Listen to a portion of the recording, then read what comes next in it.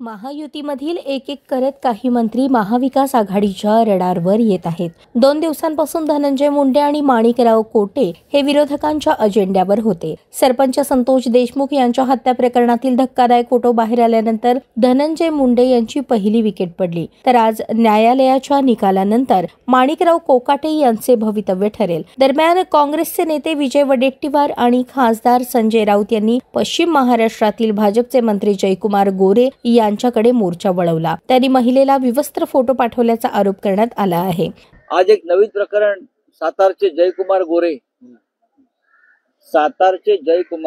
यांच्या बाबत एक अत्यंत गंभीर म्हणजे स्वारगेट पद्धतीचं प्रकरण आहे। स्वारगेटला जो प्रकार घडला तोच प्रकार देवेंद्र फडणवीस यांच्या मंत्रिमंडळात भाजपचे त्यांचे अत्यंत लाडके मंत्री जयकुमार गोरे यांच्या बाबतीत घडलेला समोर येतो। इतिहास काळातले छत्रपती शिवकाळातले सेनापती हंबीरराव मोहिते यांच्या कुटुंबातल्या एका स्त्रीचा,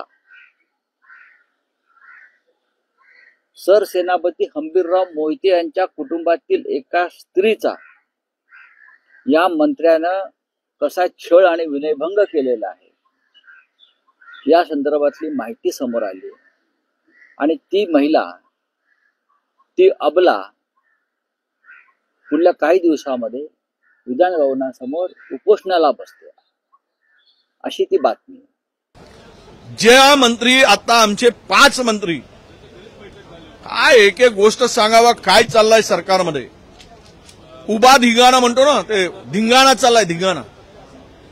एक मंत्री, पहिलवान मंत्री, रोज व्यायाम करणारा विवस्त्र फोटो एका स्त्रीला पाठवतो पश्चिम महाराष्ट्रातला, 10 दिवस जेलची हवा खाऊन येतो, त्याच्या पलीकडे जाऊन 10,000 रुपयाचा माफी मागून न्यायालयात दंड भरतो आणि मंत्री झाल्यानंतर त्या महिलेच्या मागे लागतो ब्लॅकमेल करायला।